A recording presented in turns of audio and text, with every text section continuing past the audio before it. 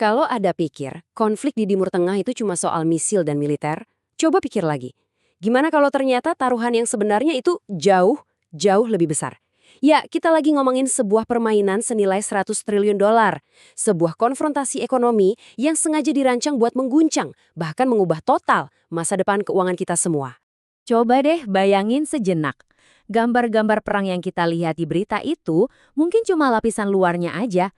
Di baliknya ada konflik yang jauh lebih dalam, lebih strategis. Sebuah pertarungan buat mengontrol aliran uang dan kekuasaan di seluruh dunia.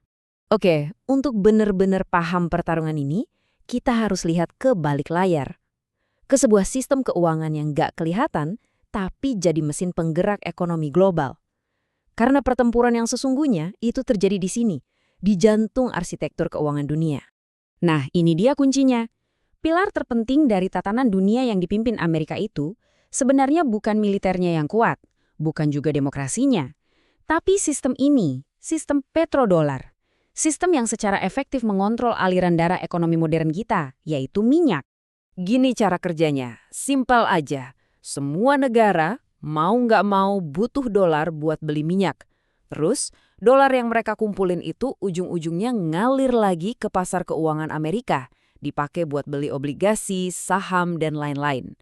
Siklus inilah yang selama puluhan tahun seakan-akan membiayai pertumbuhan ekonomi Amerika. Sebuah mesin yang luar biasa cerdas dan kuat. Dan sistem ini, benar-benar menciptakan kekayaan yang luar biasa buat negara-negara teluk. Coba aja lihat Dubai, sebuah kota metropolis super canggih yang tiba-tiba muncul di tengah gurun. Kesuksesan Dubai itu sepenuhnya bergantung pada satu hal, stabilitas dan keamanan regional yang dijamin oleh sistem ini. Nah, disinilah letak titik lemahnya. Semua kemewahan dan kemakmuran itu ternyata rapuh banget. Begitu para investor mulai panik, begitu persepsi bahwa teluk itu tempat yang aman mulai hancur, seluruh fondasi ekonominya bisa langsung goyah. Dan ini membawa kita ke inti dari strategi konflik yang terjadi sekarang. Iran sadar betul mereka nggak bakal menang kalau adu jotos secara konvensional. Jadi, daripada main di game yang mereka nggak bisa menang, mereka putuskan buat mengubah aturan mainnya. Mereka mencari cara buat menang tanpa harus bertempur secara tradisional. Jadi, lupakan dulu soal menghancurkan tank atau pesawat tempur. Tujuannya sekarang bukan lagi kemenangan militer, tapi menciptakan gangguan sistemik. Caranya, bukan dengan menghancurkan pasukan musuh, tapi dengan menyerang titik-titik lemah ekonominya. Medan perangnya pindah dari darat dan udara ke pasar keuangan dan jalur pasokan energi. Konsep inti dari strategi baru ini namanya asimetri. Gampangnya gini, ini soal gimana caranya pakai senjata yang murah buat maksa musuh keluarin uang yang jauh lebih banyak cuma buat bertahan. Coba kita hitung-hitung ya. Bayangin, buat nembak jatuh satu ancaman di udara, pihak yang bertahan harus ngeluarin duit sampai 3 juta dolar. Itu cuma buat satu rudal pencegah canggih. Sekarang, bandingin sama biaya drone penyerangnya yang mungkin cuma 50.000 dolar. Jomplang banget kan perbandingannya? Nah, inilah yang disebut matematika intersepsi. Artinya, bahkan kalau pertahanannya 100% berhasil nangkis serangan, secara ekonomi mereka tetap kalah. Setiap kali mereka bertahan, dompet mereka makin terkuras. Seiring waktu, strategi ini dirancang untuk menguras kekuatan lawan sampai kering secara finansial. Oke, kalau tujuannya adalah menguras dompet musuh, lalu di mana serangannya? Jawabannya bukan di benteng militer mereka, tapi justru di titik-titik paling lemah dalam sistem ekonomi mereka. Target-target yang sudah diperhitungkan dengan sangat-sangat cermat. Contoh paling jelas, Selat Hormuz. Anggap aja ini kayak gerbang tol utama buat minyak dunia, terutama untuk pasokan ke Asia. Kalau Anda bisa menciptakan gangguan di sini, sekecil apapun, dampaknya ke ekonomi global bisa langsung terasa. Seluruh dunia bisa langsung meriang. Dan coba lihat daftar target-target ini. Ini bukan pangkalan militer loh. Ini adalah urat nadi kehidupan masyarakat.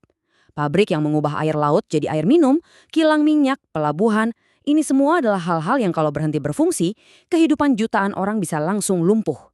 Sangat rentan dan hampir mustahil untuk dilindungi 24 jam loh. Dan jangan lupakan faktor geografi. Iran itu kan didominasi pegunungan, jadi ini seperti benteng alami yang sempurna buat menyembunyikan aset dan meluncurkan serangan.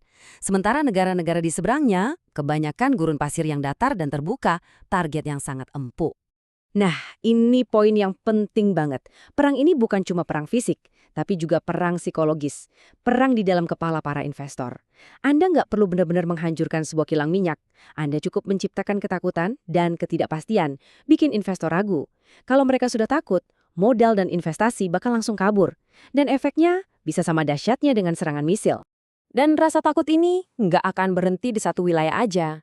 Efeknya itu persis kayak batu yang dilempar ke kolam. Riaknya akan menyebar ke mana-mana.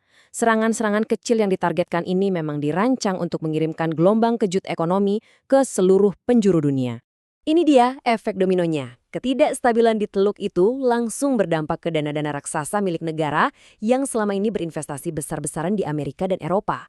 Dana yang membiayai semuanya, dari startup teknologi sampai riset AI. Kalau dana itu ditarik atau menyusut, proyek-proyek global bisa mandek. Pasar saham dari New York sampai Tokyo bisa langsung merasakan getarannya. Tapi ini lebih dari sekedar uang loh. Konflik ini pada dasarnya menantang sebuah persepsi yang sudah lama ada. Persepsi tentang kekuatan Amerika yang seolah tak terkalahkan sebagai satu-satunya penjamin stabilitas ekonomi global. Nah, ketika jaminan itu mulai goyah, seluruh struktur dunia mulai bergetar. Jadi, jangan-jangan kita sedang menyaksikan awal dari sebuah pergeseran fundamental. Sebuah pergeseran dari dunia dengan satu sistem yang dominan ke sebuah tatanan global yang jauh lebih kompleks, lebih nggak bisa diprediksi, di mana ada banyak pusat kekuatan yang saling bersaing. Dan disinilah kita kembali ke angka di awal tadi, 100 triliun dolar. Ini bukan sekedar angka yang fantastis, ini adalah nilai dari seluruh sistem keuangan global kita. Dan nasibnya, yaitu yang sedang dipertaruhkan dalam konflik strategis ini. Jadi, saat kita mengamati konflik ini, pertanyaan yang lebih besar sebetulnya bukan siapa yang memenangkan pertempuran berikutnya. Pertanyaannya adalah, apakah fondasi ekonomi yang menopang dunia modern kita selama ini akan bertahan? Atau jangan-jangan kita sedang menyaksikannya berubah selamanya? Karena hasil dari permainan 100 triliun dolar ini, pada akhirnya akan membentuk masa depan kita semua.